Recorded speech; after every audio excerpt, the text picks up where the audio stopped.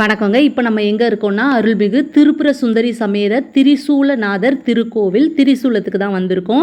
இது சென்னை ஏர்போர்ட் விமான நிலையத்துக்கு ரொம்பவே பக்கத்தில் அமைதியான சூழல் அமைஞ்ச சோழர் காலத்து கோவிலுங்க. கருவறை பார்த்திங்கன்னா கஜபிருஷ்ட அமைப்பில் அமைஞ்சிருக்குங்க. இங்கே இருக்க ஒவ்வொரு தெய்வமுமே ரொம்ப சிறப்பு வாய்ந்தவருங்க. முக்கியமாக தட்சிணாமூர்த்தியை சொல்லலாங்க. அவர் தனது காலை முயலகன் மீது ஊன்றி தனது இடக்காலை குத்திட்டு வச்சிருக்காரு.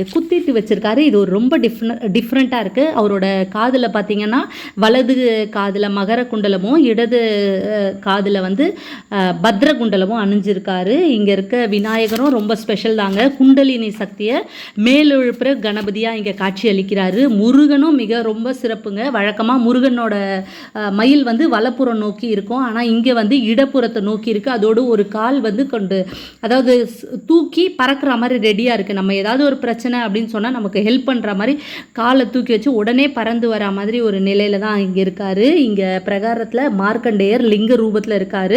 ரொம்பவே அழகான ஒரு கோவில். கண்டிப்பாக எல்லாரும் பாருங்கள்.